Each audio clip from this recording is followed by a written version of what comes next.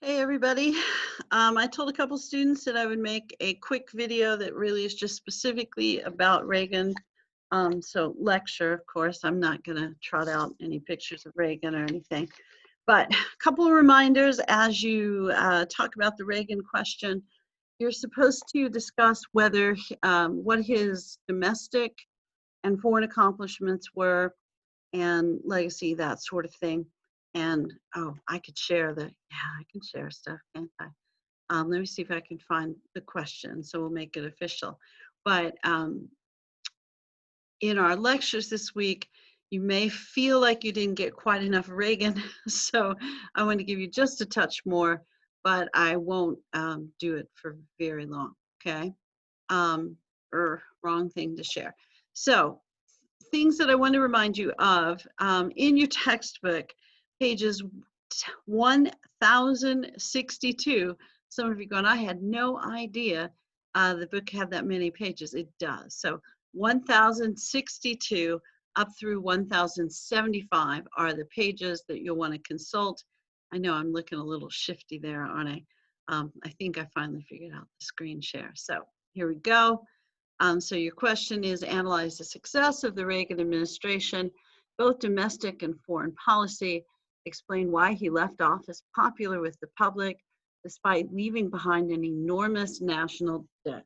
And you can talk about other things that he left behind if you would like.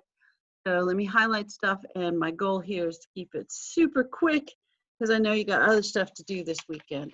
All right, so domestic policy, page 1062 to 1070, big highlighted stuff in your textbook. And there's more stuff than this, but you know, your textbook stuff's really all I'm looking for. Economic freedom is kind of the emphasis of the Reagan campaign.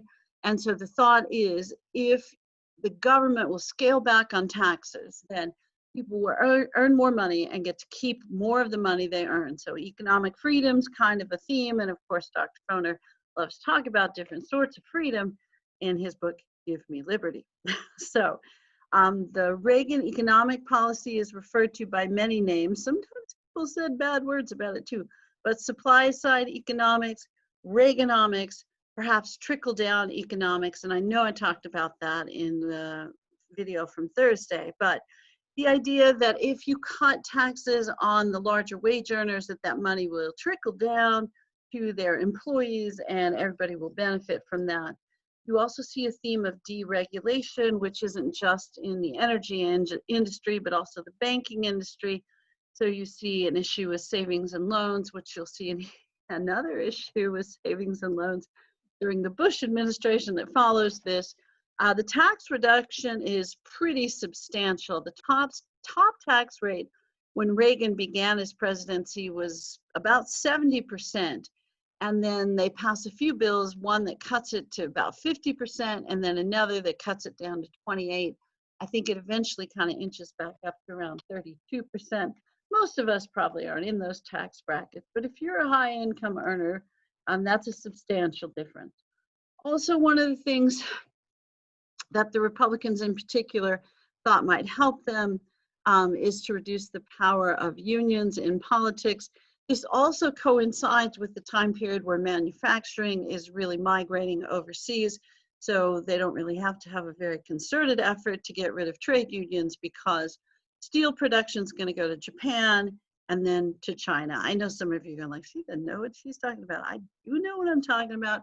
During this era, it goes to Japan first, and then it'll go to China after that. And we have been the top steel producer in the world for, I don't know, 80 years or so. It's been a long time. So this is a pretty big shift. And the union that remains pretty strong is a federal workers union. Most other unions get substantially smaller. And of course, in Texas, a right to work state, we don't have a whole lot of union presence. You see, there's some teachers who belong to unions, but there's no right to strike. It's illegal in Texas for teachers, so you don't see as many teachers join unions. Tradespeople, like if you're a plumber, a carpenter, electrician, and that's a fairly standard thing throughout the country.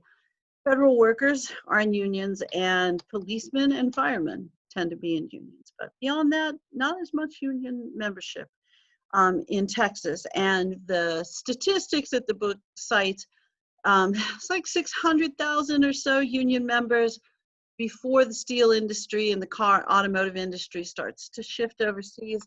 So early to mid 70s. And then by the time the end of the Reagan administration, you're down to 150, 170,000 members. And those guys, excuse me, primarily workers in the federal government. All right, cutting taxes again, the idea of more freedom to keep the money you earn and to spend it however you like, perhaps invest it in your own business. The thought was there would be more entrepreneurs. There probably are some, but what you will see is a disparity in income increase between the top levels and the bottom levels of income. So this is not going to be like general expansion of the economy that you will see like in the 50s and 60s, early 60s. I know, not the whole 60s, but early 60s. But there is an increase in income, and certainly the economy is better than it had been in the Ford and Carter administrations. So people in general are kind of pleased about how they feel about the economy. The statistics may not completely bear out what they feel, but you do see a rise in income for all groups. However, the folks at the bottom really are struggling with some stuff, because you're going to see some cuts in services that are particularly helpful to folks at the bottom end of the spectrum. These would be food assistance, what we would think of as food stamps during that time period, the food assistance cards in the modern era, because they don't have stamps, they have cards now. School lunch, I remember I was in school during this time period, and they classified ketchup as a vegetable, or at least that was the story. I don't know if that was, more propaganda. I don't know if propaganda is the right word, but they definitely decreased funding for school lunches during that time period. And that is probably the most federally funded program in schools at the current time. So yeah, our school lunches, if you got the free lunch back in those days, I'm not saying I did, but I might have, it probably wasn't so good. I'm just saying. Because yeah, there was a big cut. And the other cuts were in mental health services, and I know we talked about that in the other video. So feel free to go back and look and see if I said anything brilliant there. So income gains, again, larger in the upper classes, the upper economic groups. And you also start to see the beginning of segregation in housing, which isn't, it's not the same. There's not a rule or a tendency where real estate agents say like, no, this is where the white folks live, this is where the Hispanic folks live, I'm not showing you houses elsewhere. Instead, what you see is income disparity leads to housing disparity. So it's the same sort of housing segregation that we still have to this very day. Now, Reagan's considered very much a pro-life, pro-family sort of fellow, which is kind of interesting because I believe he's the first divorced president that we had. But he did, got a divorce early and stayed married to Nancy for a very long time. So I'm sure their family life was solid, and yeah, I don't know. Were we being judgmental in the 80s? Maybe still a little, maybe not.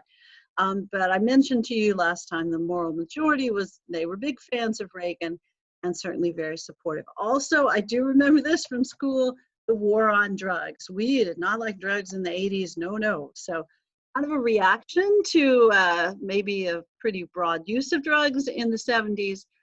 Not me. I was a little kid, and not my parents, because they were extremely conservative or square.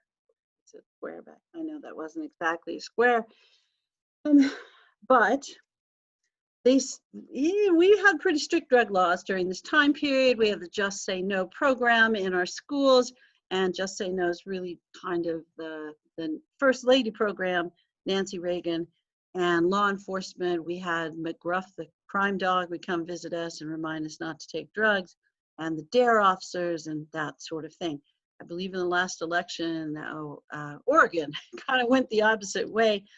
What will follow this is some pretty harsh sentences to people who are caught with drugs or selling drugs, and then those sentences will get even harsher during the Bush administration and the Clinton administration. I know you're not expecting that, but it's true. Just trust me, or look in your book, or read any other source. I'm just saying.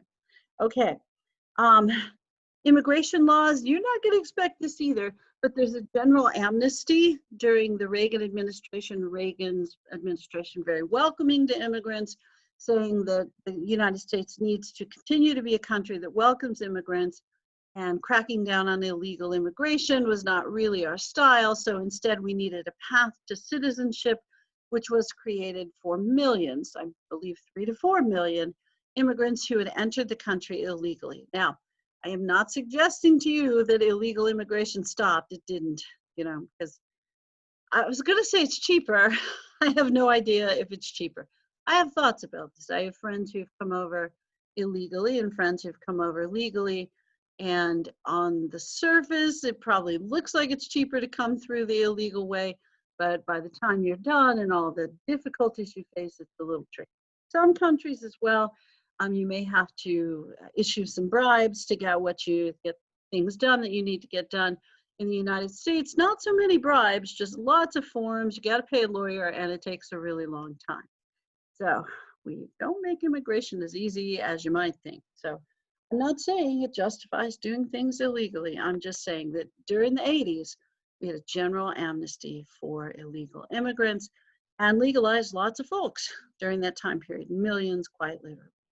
Mentioned the AIDS crisis. Your book doesn't talk about it probably as much as I did, but the federal funding for AIDS research was the highest level of federal funding for health research.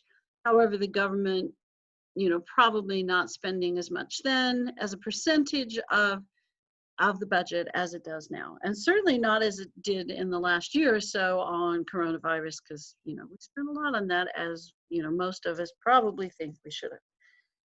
Other stuff, foreign policy stuff. That section of the Reagan part starts on page 1070 and goes through page 175, really kind of 173-ish, but so it's a shorter section, and it mentions Strategic Defense Initiative and the plan to use short-range nuclear weapons in Western Europe. So to threaten the Soviet Union by putting some weapons back, and then by the end of the Reagan term, negotiating with Gorbachev to remove some of those weapons. So it's a little bit of a frenetic foreign policy.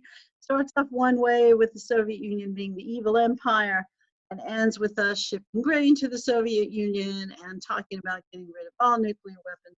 And of course, at that point, Reagan certainly has come to realize, as many people were starting to see, the Soviet Union was on the decline, to say the least. Part of the reason that we're sending troops to places like Grenada, the Falkland Islands, is to overturn the Vietnam syndrome, just the idea that the US could lose wars. And we're going to have varying success in places like Lebanon. We're also going to be fairly inconsistent about human rights. Certainly Reagan didn't promise that he would be consistent about human rights, but we are going to partner with dictators who are not communist, especially in Central and South America. And that's nothing necessarily new in our history, but it's still unlikely to seem unpleasant.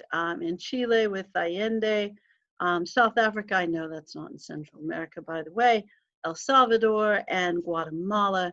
So what we want in the region is stability. And that tends to be what wealthy people want, what wealthy countries want, because then there's not as much faith. And again, not justifying it, just explaining it. So lots of alliances with people who are less than savory. Savory, is that the right word? But they're not always nice people, is what I'm trying to say. The big scandal is definitely the Iran-Contra affair. I talked about that quite a bit in the general lecture, so I won't add too much. And I promised to make this pretty short, so I got to wrap it up. We are definitely going to end the Reagan administration with those historic talks with President Gorbachev of the Soviet Union, and you'll start to see substantial thawing of the Cold War. Now, at the end, it talks about what his legacy was. By at the end, I mean 1073 to 1074, 5-ish. and talks about how we're kind of feeling good about the United States again, but there's a huge disparity in wealth, and we're seeing the end of the Soviet Union, but we're also seeing a pretty large deficit because we've spent quite a bit on the military and we've cut taxes at the same time. So cutting taxes and spending more, you may have done that in your personal life from time to time. I know you don't cut taxes in your personal life, but when your income's decreased, if you spend more, you know you're going to end up with a debt problem. And we have one during this time period, and that will continue, ebb and flow a little bit, but that'll continue over time. And then it gets enormous, as you're probably aware, in the modern era. And by modern era, I really mean Bush and Obama and Trump. So there you go.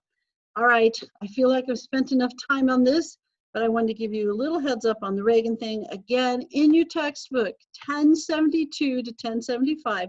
And I know that in the review section, you also have a link to some videos about Reagan. There's a short one, and then there's a really long one because, we liked Reagan. And,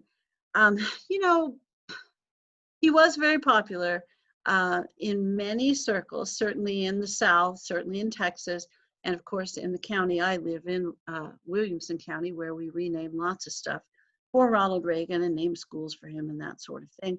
But part of what made him popular was that optimism. We had gone through a pretty rough period in US history where things just didn't seem to work well and our presidents were dishonest with us. And I'm not saying Reagan told us the truth all the time, but he just seemed like your happy, optimistic grandpa. And whether it was true or not, I think we were just ready for it. Okay? All right. Thanks for paying attention. Hope you guys have a lovely Thanksgiving, and send me an email if you think you need assistance on anything. Take care of yourselves, be safe, and I will see you next week.